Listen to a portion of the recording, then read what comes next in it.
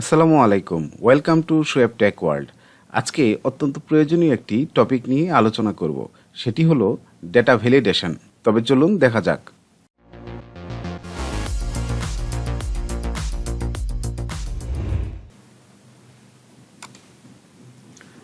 আজকে যে টপিকগুলো নিয়ে আলোচনা করব সেগুলো আমি আপনাদের বোঝার সুবিধার্থে কলাম আকারে সাজিয়ে নিয়েছি। আপনারা এখানে দেখতে পাচ্ছেন এই কলামে হোল নাম্বার আছে, এখানে ডেসিমাল, টেক্সট লেন্থ, ডেট এবং ড্রপডাউন লিস্ট, এগুলো আমাদের আজকের টপিক। আমরা প্রথমে ডেটা ভ্যালিডেশনের হোল নাম্বার সম্পর্কে জানব। হোল নাম্বার অর্থ হচ্ছে পূর্ণ সংখ্যা, শুধুমাত্র ওই সেলে পূর্ণ সংখ্যা ছাড়া অন্য কোনো সংখ্যা বা টেক্সট ব্যবহার করা যাবে না। এরকম করতে চাই তখন আমার ডেটা ভ্যালিডেশনে হোল নাম্বার সিলেক্ট করতে হবে। তাহলে আমি প্রথমে এই সেলগুলোকে সিলেক্ট করলাম, সিলেক্ট করে আমার রিবন ট্যাবের ডেটা ট্যাবটা সিলেক্ট করব, তারপর ডেটা ভ্যালিডেশনে আসব। ডেটা ভ্যালিডেশনে ক্লিক করার পরে আমার এই ধরনের একটা উইন্ডো আসবে। তারপর আমি এই যে এলাও, এখানে এনি ভ্যালু দেওয়া আছে, এই এনি ভ্যালুতে যে অপশনটা আছে অপশনে আমি ক্লিক করব। তারপর আমি হোল নাম্বার সিলেক্ট করব। হোল নাম্বার সিলেক্ট করার পরে আপনারা দেখতে পাচ্ছেন এখানে আরও কিছু অপশন চলে আসছে। ডেটার মধ্যে বিটুইন যে অপশনটা আছে এটা রেখে আমরা পরবর্তী কাজগুলো করব। বিটুইন যদি দেওয়া থাকে তাহলে আমাদের দুইটি নাম্বারের প্রয়োজন, মিনিমাম নাম্বার এবং ম্যাক্সিমাম নাম্বার। আমরা কোন নাম্বার থেকে শুরু করব এবং কোন নাম্বারে শেষ করব, এইটা হলো মিনিমাম এবং ম্যাক্সিমাম, মানে সর্বোচ্চ নাম্বার এবং সর্বনিম্ন নাম্বার। আমরা ধরলাম 10 থেকে 50 পর্যন্ত আমরা একটি নাম্বার রেঞ্জ নিলাম। এই নাম্বারের মধ্যে আমাদের সংখ্যাগুলো থাকতে হবে বা সংখ্যাগুলো অ্যালাউ করবে, এর বাইরে গেলে অন্য কোনো সংখ্যা অ্যালাউ করবে না। তাহলে 10 থেকে 50 এর মধ্যে আমাদের সংখ্যার লিমিটটা দিয়ে দিলাম, তারপর ওকে চাপলাম। ওকে চাপার পরে আমরা দেখব হোল নাম্বারের প্রথম সেলে যাব, সেলে আমরা লিখব 30। তাহলে 30 এন্টার দেওয়ার পরে আমার এটা অ্যালাউ করেছে। আমি যদি এখানে 60 দেই তাহলে কিন্তু এখানে এরর মেসেজ দেখাবে, আমার এই নাম্বারটা অ্যালাউ করেনি। তার মানে আমার 10 থেকে 50 এর মাঝে যে নাম্বারগুলো আছে শুধু সেগুলাই অ্যালাউ করবে। এখানে আমি কিন্তু ডেসিমালও ব্যবহার করতে পারবো না, শুধুমাত্র হোল নাম্বার মানে পূর্ণ সংখ্যাগুলো আমি ব্যবহার করতে পারবো। যেমন ধরেন আমি যদি এখানে লিখি 20.5 তাহলে কিন্তু আমার এরর মেসেজ দেখাচ্ছে, মানে আমি কোনো ডেসিমাল ব্যবহার করতে পারবো না, আমি শুধুমাত্র পূর্ণ সংখ্যাগুলোই ব্যবহার করতে পারবো। আচ্ছা, এখন আমরা দেখব ডেসিমাল। ডেসিমালে আমরা প্রথমে যেই সেলগুলো ডেসিমালে ভ্যালিডেট করব সেগুলো সিলেক্ট করব, তারপর ডেটা ট্যাবে ক্লিক করব, তারপর ডেটা ভ্যালিডেশনে যাব। তারপর দেখব এখানে অ্যালাউ, এই জায়গায় ডেসিমাল দিব, ডেসিমাল দিয়ে এখানে ডেটাতে বিটুইন রাখবো। তারপর আবার মিনিমাম এবং ম্যাক্সিমাম নাম্বারটা আমরা ইনপুট দিয়ে দিব। আমরা মিনিমাম নাম্বার 20 দিলাম এবং ম্যাক্সিমাম নাম্বার 50 দিলাম। এর মধ্যে আমাদের নাম্বারগুলো দিতে হবে, এর বাইরে নাম্বারগুলো অ্যালাউ করবে না। তাহলে আমি ওকে চাপলাম। ওকে চাপার পরে আমি দেখছি এখানে আমি যদি 50 লিখি তাহলে অ্যালাউ করছে, আমি যদি এখানে 360 লিখি তাহলে কিন্তু অ্যালাউ করবে না। কারণ হলো আমার এখানে লিমিট দেওয়া আছে ম্যাক্সিমাম নাম্বার 50, তাহলে 50-এর মধ্যেই আমার সব নাম্বার লিখতে হবে।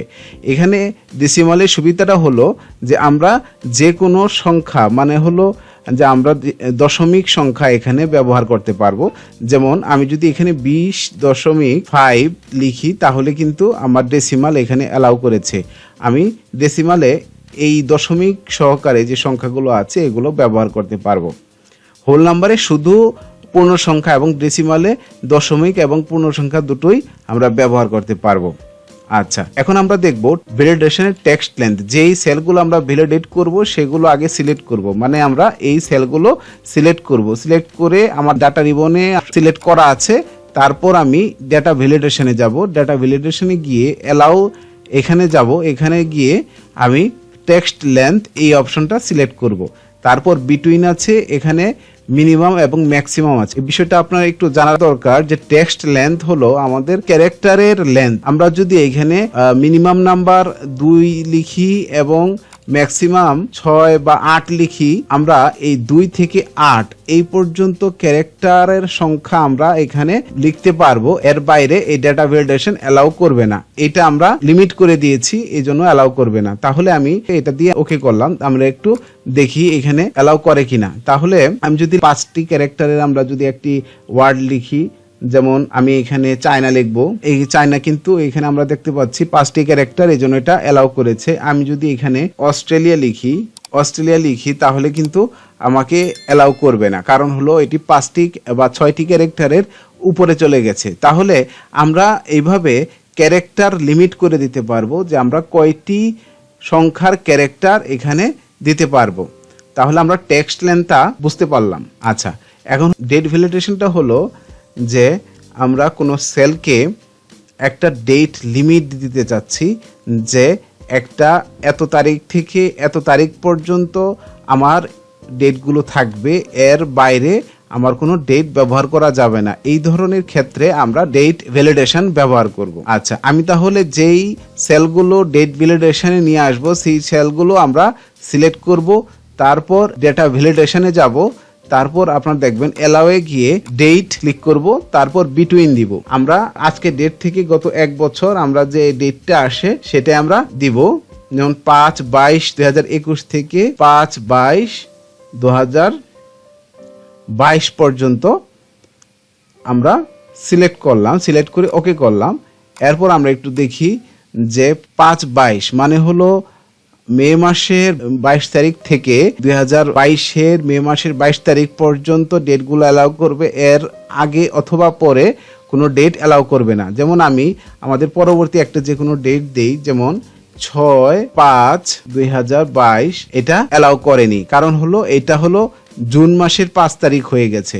আমি যদি 2021-এর মে মাসের আগের কোনো ডেট দেই তাহলে অ্যালাউ করে কিনা দেখি, যে আমি দিলাম 2/2/2021, এই ডেটটাও কিন্তু অ্যালাউ করছে না। আমি যদি নভেম্বরের 6 তারিখ দেই 2021-এর, তাহলে আমরা প্রথমে হলো মাস আসছে মাস 11/06/2021। দেখেন এই মাসটা কিন্তু অ্যালাউ করেছে, বা এই ডেটটা কিন্তু অ্যালাউ করেছে, মানে 5 মে বা 22 মে 2021 থেকে এই বছরের 2022 মে 21 পর্যন্ত যেই ডেটটা দিয়েছি আমি, সেই ডেটটা অ্যালাউ করেছে, এর বাইরে কোনো ডেট অ্যালাউ করছে না। আচ্ছা, তাহলে ডেটের বিষয়টা আমরা বুঝতে পারলাম। আমরা ইচ্ছা করলে আমরা যে ডেটা ভ্যালিডেশনের বিটুইন যে অপশনটা দেখেছি, এটার not between, equal to, not equal to, less than, greater than, equal to, এগুলোও কিন্তু আমরা ব্যবহার করতে পারি। এগুলা ব্যবহার করেও আমরা কিন্তু আমাদের কাঙ্ক্ষিত যে লিমিটটা আমরা ওইভাবে সেট করতে পারি। যেমন আমরা যদি নট বিটুইন দিই, মানে হলো আমরা একটা রেঞ্জ দিব, এই রেঞ্জের মধ্যে কোনো ডেট অ্যালাউ করবে না। আমরা ইকুয়াল টু দিলে শুধুমাত্র ওই ডেটটাই অ্যালাউ করবে, নট ইকুয়াল টু দিলে শুধুমাত্র যে ডেটটা দিব ওই ডেটা ছাড়া অন্য সব ডেট অ্যালাউ করবে। তারপর গ্রেটার দেন দিলে আমরা যে ডেট দিব ওই ডেটের পরের ডেটগুলো সে অ্যালাউ করবে, আগের ডেটগুলো অ্যালাউ করবে না। তারপর লেস দেন দিলে যে ডেটটা দেব সেই ডেটটার শুধুমাত্র আগের ডেটগুলো অ্যালাউ করবে, পরের ডেটগুলো অ্যালাউ করবে না। Greater than or equal to দিলে, greater than or equal to আপনারা জানেন যে আমরা যে ডেটটা দিব এই ডেটটা এবং এর পরের যে ডেটগুলো সে অ্যালাউ করবে, এবং লেস দেন ইকুয়াল টু দিলে এই যে ডেটটা দিব সেই ডেটটা এবং এর আগের যে ডেটগুলো আছে এগুলো শুধু অ্যালাউ করবে। এইভাবে ডেট লিমিট করে দিতে পারি। ইভেন আমরা টেক্সট লেন্থও এইভাবে করে দিতে পারি, ডেসিমাল নাম্বারও এইভাবে করতে পারি, এবং হোল নাম্বারও করতে পারি। আচ্ছা, এখন আমরা দেখব ড্রপডাউন লিস্ট। আমরা অনেক ক্ষেত্রে দেখা যায় যে একই ডেটা যখন বারবার ব্যবহার করি, একই ডেটা বারবার ব্যবহার করলে আমাদের সময়ের অপচয় হয়। তখন আমরা যদি ড্রপডাউন লিস্ট তৈরি করে ফেলি তাহলে কি হয়, তাহলে আমাদের সময় অনেক বেঁচে যায় এবং আমরা তাড়াতাড়ি কাজগুলো করতে পারি খুব সহজে। তাহলে আমরা দেখব ড্রপডাউন লিস্ট। প্রথমে আমরা যে সেলগুলোতে লিস্টগুলো দিব সেই সেলগুলো সিলেক্ট করব। সিলেক্ট করে আমরা ডেটা ভ্যালিডেশনে যাব। এখানে গিয়ে অ্যালাউ এই জায়গায় গিয়ে আমরা কিন্তু লিস্টে ক্লিক করব। লিস্টে ক্লিক করার পরে সোর্স যে অপশনটা রয়েছে সেই জায়গায়, সেই খালি জায়গায় আমরা একটি ক্লিক করব, এবং আমরা কি কি ডেটা দিতে চাই, ধরেন আমি আমাদের কয়েকটা সিটি নাম দিব, ঢাকা, রাজশাহী, ময়মনসিংহ। আমি কমা কমা দিয়ে সিটি নামগুলো লিখে ফেললাম, লিখে ওকে চাপ দিলাম। আমার কিন্তু দেখেন ড্রপডাউন লিস্ট চলে আসছে। ঢাকা, রাজশাহী, ময়মনসিংহ। আমার এখানে অপশনে ঢাকা, ময়মনসিংহ, রাজশাহী এগুলো কিন্তু চলে আসছে। আমি যেগুলো সিলেক্ট করে দিয়েছিলাম সবগুলোরই আমার কিন্তু অপশন চলে আসছে, আপনারা দেখতে পাচ্ছেন অপশন চলে আসছে। এতে আমাদের সময়ের অপচয় খুব কম হলো এবং আমাদের জন্য অনেক সুবিধা হলো। আচ্ছা, এটা আরেকভাবে করা যায়। ধরেন আমি এখানে কিছু ডেটা নিয়ে আসলাম, ব্লাড গ্রুপের কিছু ডেটা নিয়ে আসলাম। এখানে আমি আরেকটি কলাম করি, ড্রপডাউন লিস্ট করলাম, আরেকটি কলাম করলাম। এখন আমি আমার সাধারণত কোনো দেখা গেছে কোনো প্রোফাইল তৈরি করতে গেলে যে আমাদের বিভিন্ন ব্লাড গ্রুপ লিখতে হয়, বারবার লিখতে হয় এইভাবে, তো এটা আমাদের জন্য সময়ের অপচয় হয় এবং একটু কষ্ট হয়। তো সেক্ষেত্রে আমরা এটি ড্রপডাউন লিস্টে নিয়ে আসব। আমরা যদি এখন এই সেলগুলো সিলেক্ট করি, সিলেক্ট করে আমরা ডেটা ভ্যালিডেশনে যাই, তারপরে লিস্টে যাব, লিস্টে গিয়ে আমরা এই অ্যারো চিহ্নতে ক্লিক করব, করে আমাদের যেই এরিয়ার ডেটাগুলো আমাদের দরকার এই ডেটাগুলো সিলেক্ট করব, সিলেক্ট করে অ্যারো চিহ্নতে ক্লিক করব, ক্লিক করার পরে ওকে করব। তারপর দেখেন আমাদের প্রত্যেকটি সেলে কিন্তু অপশনটি চলে আসছে। আমরা অপশনে যাই, দেখব যে আমার ব্লাড গ্রুপের যে অপশনগুলো এগুলো কিন্তু আমরা পেয়ে গেছি। এইভাবে আমরা কিন্তু খুব সহজেই ডেটা ভ্যালিডেশনগুলা করতে পারি। আমরা দুইভাবেই ড্রপডাউন লিস্ট দেখেছি।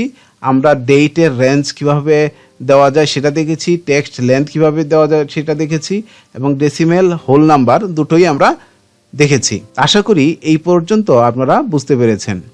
পরবর্তী ভিডিওগুলো দেখার জন্য অনুরোধ রইল, এবং এই ভিডিওটি ভালো লাগলে লাইক ও শেয়ার করুন, এবং নতুন নতুন ভিডিও এর আপডেট পেতে সাবস্ক্রাইব ও বেল বাটনটি চাপুন।